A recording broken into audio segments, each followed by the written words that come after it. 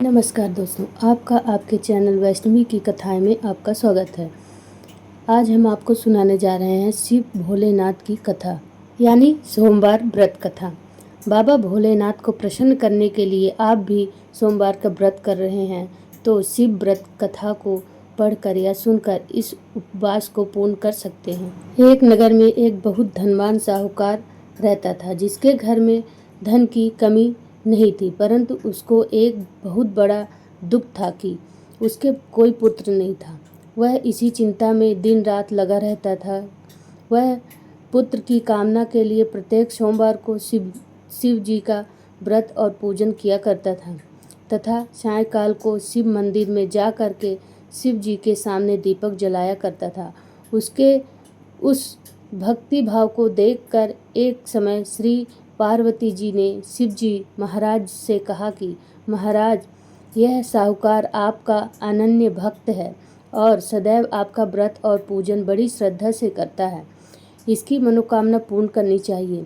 शिव जी ने कहा, हे पार्वती, यह संसार कर्म क्षेत्र है। जैसे किसान खेत में जैसा बीज बोता है वैसा ही फल काटता है, उसी तरह इस संसार में जैसा कर्म करते हैं वैसा ही फल भोगते हैं। पार्वती जी ने अत्यंत आग्रह से कहा, महाराज, जब यह आपका अनन्य भक्त है और इसको अगर किसी प्रकार का दुख है तो इसको अवश्य दूर करना चाहिए, क्योंकि आप सदैव अपने भक्तों पर दयालु होते हैं और उनके दुखों को दूर करते हैं। यदि आप ऐसा नहीं करेंगे तो मनुष्य आपकी सेवा तथा व्रत क्यों करेंगे।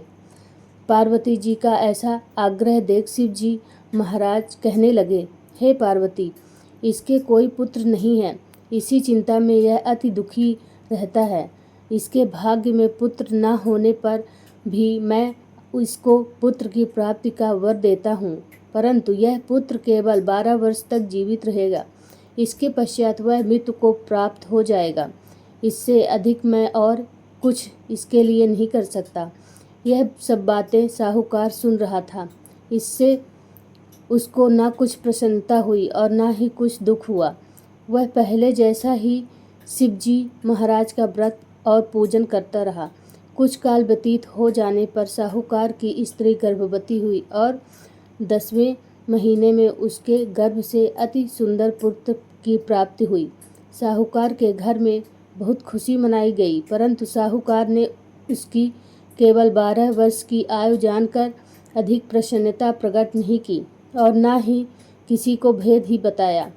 जब वह बालक 11 वर्ष का हो गया तो उस बालक की माता ने उसके पिता से विवाह आदि के लिए कहा, तो वह साहूकार कहने लगा कि अभी मैं इसका विवाह नहीं करूँगा, अपने पुत्र को काशी जी पढ़ने के लिए भेजूँगा।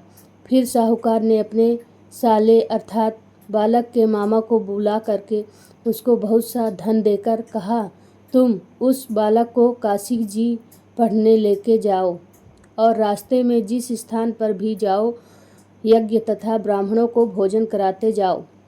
वह दोनों मामा भांजे यज्ञ करते और ब्राह्मणों को भोजन कराते जा रहे थे। रास्ते में इनको एक शहर पड़ा।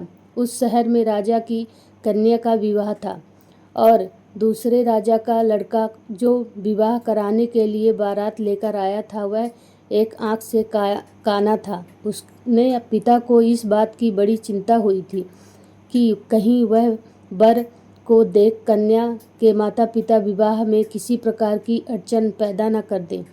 इस कारण जब उसने अति सुंदर सेठ के लड़के को देखा तो मन में विचार किया कि क्यों न दरवाजे के समय इस लड़के से वर का काम चलाया जाए। ऐसा विचार कर वर के पिता ने उस लड़के और मामा से बात की तो वे राजी हो गए। फिर उस लड़के को वर के कपड़े पहना तथा घोड़ी पर चढ़ा दरवाजे पर ले गए और सब कार्य संपन्नता से पूर्ण हो गया।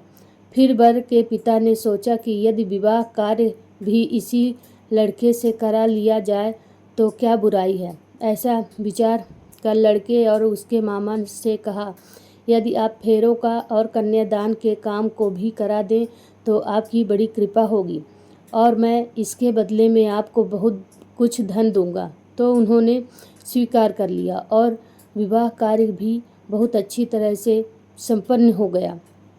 परंतु जिस समय लड़का जाने लगा तो उसने राजकुमारी की चुंदी के पल्ले पर लिख दिया कि तेरा विवाह तो मेरे साथ हुआ है, परंतु जिस राजकुमार के साथ तुमको भेजेंगे वह एक आँख से काना है और मैं काशी जी पढ़ने जा रहा हूँ। लड़के के जाने के पश्चात उस राजकुमारी ने जब अपनी चुंदी पर ऐसा लिखा हुआ पाया तो उसने राजकुमार के साथ जाने से मना कर दिया और कहा कि यह मेरा पति नहीं है, मेरा विवाह इसके साथ नहीं हुआ है, वह तो काशी जी पढ़ने गया है। राजकुमार के माता पिता ने अपनी कन्या को विदा नहीं किया और बारात वापस चली गई। इधर सेठ का लड़का और उसका मामा काशी जी पहुँच गए। वहाँ जाकर उन्होंने यज्ञ करना और लड़के ने पढ़ना शुरू कर दिया। जब लड़के की आयु 12 साल की हो गई, उस दिन उन्होंने यज्ञ रचा रखा था कि लड़के ने अपने मामा से कहा, मामा जी आज मेरी तबीयत कुछ ठीक नहीं है। मामा ने कहा अंदर जाकर सो जाओ। लड़का अंदर जाकर सो गया और थोड़ी देर में उसके प्राण निकल गए। जब उसके मामा ने आकर देखा तो वह मुर्दा पड़ा था, तो उसको बड़ा दुख हुआ और उसने सोचा कि अगर मैं अभी रोना पीटना मचा दूंगा तो यज्ञ का कार्य अधूरा रह जाएगा। अतः उसने जल्दी से यज्ञ का कार्य समाप्त कर ब्राह्मणों के जाने के बाद रोना पीटना आरंभ कर दिया। संयोग बस उसी समय शिव पार्वती उधर से जा रहे थे। जब उन्होंने जोर जोर से रोने की आवाज़ सुनी तो पार्वती जी कहने लगी, महाराज कोई दुखिया रो रहा है, इसके कष्ट को दूर कीजिए। जब शिव पार्वती ने पास जाकर देखा तो वहाँ एक लड़का मुर्दा पड़ा था। पार्वती जी कहने लगी, महाराज यह तो उसी सेठ का लड़का है जो आपके वरदान से हुआ था। शिव जी कहने लगे, हे पार्वती इस बालक को और आयु दो, नहीं तो इसके माता पिता तड़प तड़प कर मर जाएंगे। पार्वती जी के बार बार आग्रह करने पर शिव जी ने उसको जीवन वरदान दिया और शिव जी महाराज की कृपा से लड़का जीवित हो गया। शिव जी और पार्वती कैलाश पर्वत को चले गए। तब वह लड़का और मामा उसी प्रकार यज्ञ करते तथा ब्राह्मणों को भोजन कराते अपने घर की ओर चल पड़े। रास्ते में उसी शहर में आए जहाँ उसका विवाह हुआ था। वहाँ पर जाकर उन्होंने यज्ञ आरंभ कर दिया तो उस लड़के के ससुर ने उसको पहचान लिया और अपने महल में ले गए। जाकर उसकी बड़ी खातिरदारी की, साथ ही बहुत से दास दासियों सहित आदर पूर्वक लड़की और जमाई को विदा किया। जब वह अपने शहर के निकट आए तो मामा ने कहा कि मैं पहले तुम्हारे घर जाकर खबर कर आता हूँ। जब उस लड़के का मामा घर पहुँचा तो लड़के के माता पिता घर की छत बैठे थे और यह प्रण कर रखा था कि यदि हमारा पुत्र सकुशल लौट आया तो हम राजी खुशी नीचे आ जाएंगे, नहीं तो छत से गिरकर अपने प्राण खो देंगे। इतने में उस लड़के के मामा ने आकर यह समाचार दिया कि आपका पुत्र आ गया है। तो उनको विश्वास नहीं आया। तब उनके मामा ने शपथ पूर्वक कहा कि आपका पुत्र अपनी स्त्री के साथ बहुत सारा धन साथ लेकर आया है। तो सेठ ने आनंद के साथ उसका स्वागत किया और बड़ी प्रसन्नता से रहने लगे। इसी प्रकार से जो कोई भी सोमवार के व्रत को धारण करता है अथवा इस कथा को पढ़ता है या सुनता है उसकी समस्त मनोकामना पूर्ण होती है। बोलो शिव शंकर भगवान की जय हो। श्री शिवाय नमस्तुभ्यम।